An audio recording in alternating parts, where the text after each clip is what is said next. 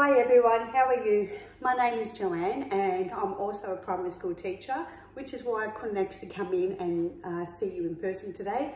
But hopefully in the very near future, I'll be able to pop in and I'll be able to bring my special puppy dog with me. So today I'm going to be talking to you about my rescue that I am a part of. I'm actually the Victorian coordinator for a rescue called Hear No Evil, which is an Australian deaf dog rescue.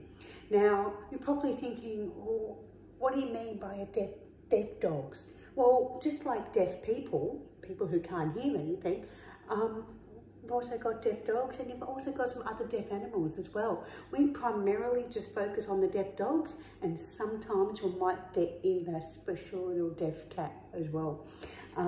So we save these dogs because a lot of people think these dogs, well, if they're deaf, how do you train them? And a lot of those dogs, unfortunately, are euthanized or put to sleep. And so that's not really good for the dogs, basically. So we will go into pounds, or a lot of those dogs are actually surrendered or given to us, and then we put them into foster care and we look after them and we train them. We make sure that they are ready to be adopted out to people who understand about disability, understand about deafness and other issues that, that these dogs have acquired. So our group, or our rescue, was founded in 2014, which really wasn't all that long ago. But it was set up in a place called Townsville, which is far north Queensland, so quite a few hours on the plane. And it was set up there because the person who actually founded Hear No Evil, her name is Sonia, Sonia actually realised that a lot of these dogs were being put down and that there were no services or assistance or training help for dogs who were deaf. Now, these dogs who were perfectly normal were being put to sleep, which isn't really very fair. So we set up the rescue and now we actually accept a lot of dogs that actually come into our rescue are surrendered from people who didn't realise that their dog was going to be deaf and they really just don't have the proper home for those dogs, so they'll give them to us. A lot of those dogs, unfortunately, aren't treated very well because people think, oh, it's a dumb dog, it doesn't know what it's doing, oh, something's wrong with it. And so they'll just give it up and put it into pounds. And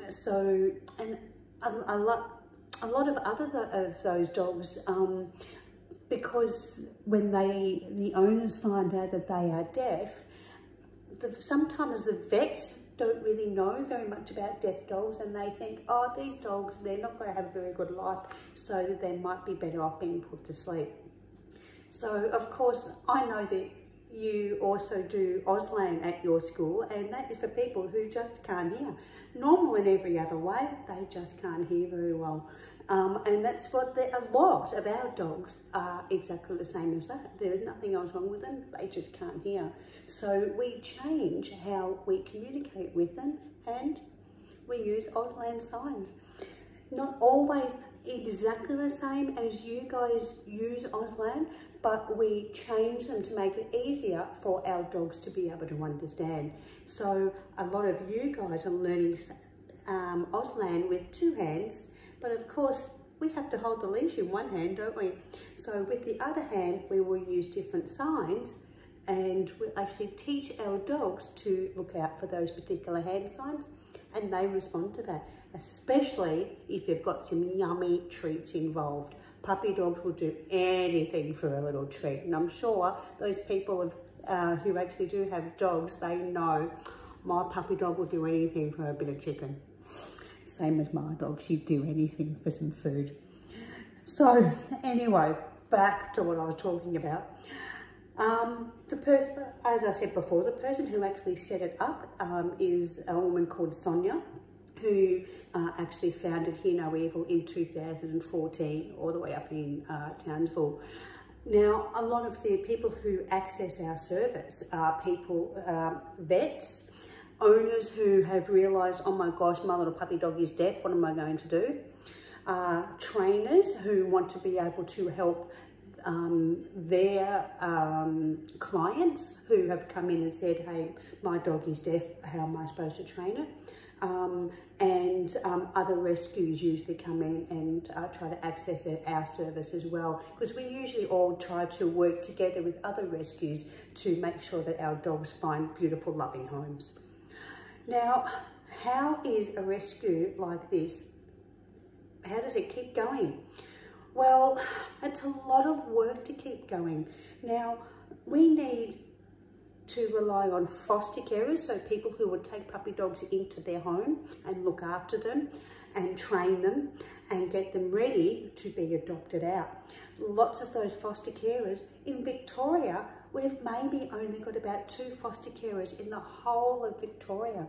And that's really, really, really sad for those dogs who are sitting in pounds, but you know, they're waiting for foster carers to come and help them, you know, go into a home and know how to navigate around the home and how to behave properly and have good manners when they go to someone's house.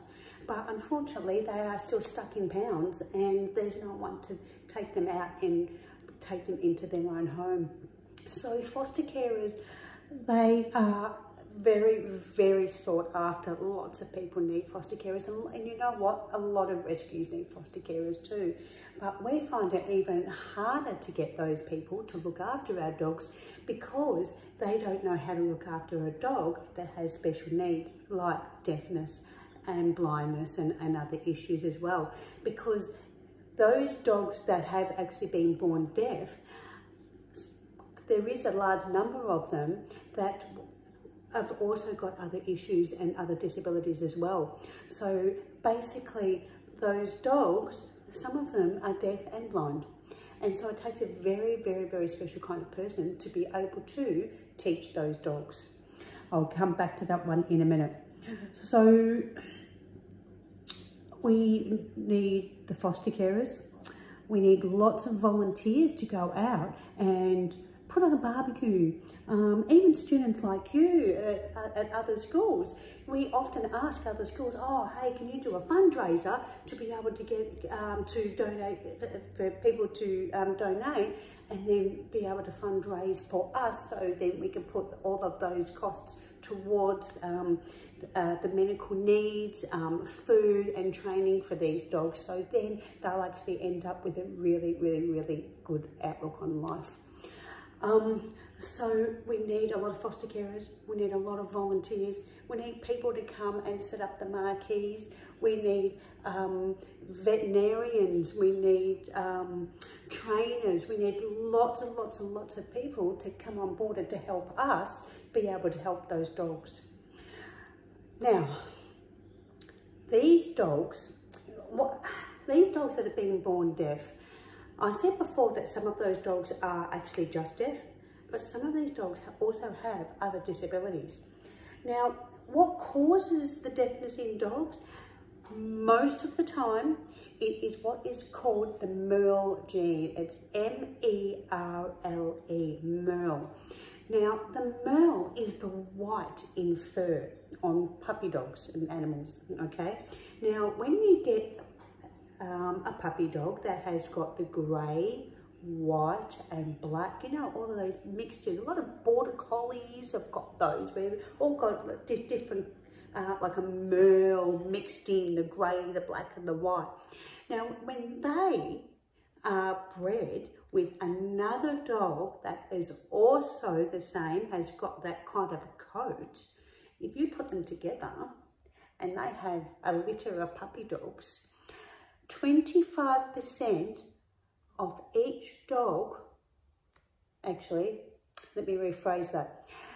There was a 25% chance of each pup in the litter to be born a double MERL.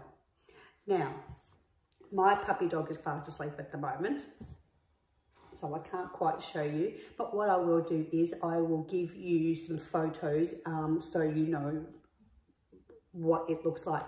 So a double MERL dog will be usually born pure white, blue eyes, or one blue eye, and they'll also be deaf or deaf and blind, or also have some things wrong with their brains as well. And that is because of that gene.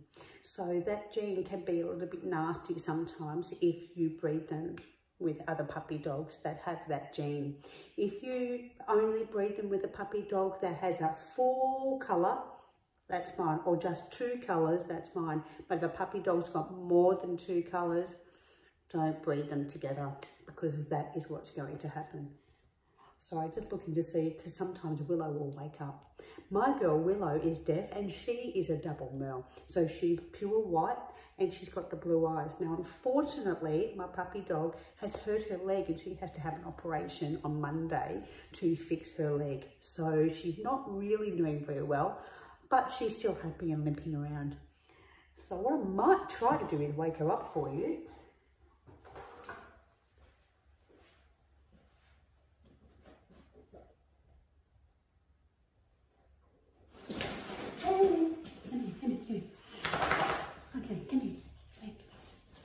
Okay, there we go. She's a little bit confused and she's gone out to see my partner at the front.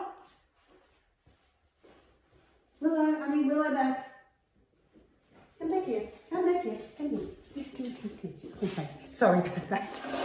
She went straight to the front of the house. Come here, come here, come here, come here. Okay, there we go, there we go, come here. Let me get the video for you.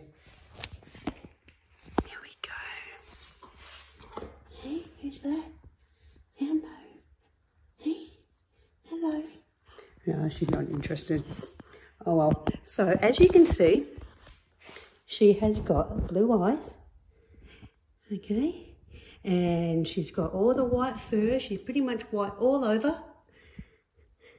And if I do this, let's see if it works. If I do this, and she has sat down. Ah, good girl, good girl. Off you go. Sorry about that. That was a really bad videoing. But I did the sign this and she sat down. So don't want to do too much with her leg. So basically, that's what we do.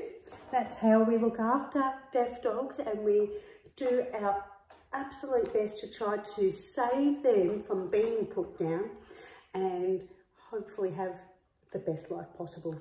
Willow came to me when she was 15 months old, so she was already 1 year, well 15, sorry, she was 15 weeks old, my mistake, 15 weeks old. So she was about this big.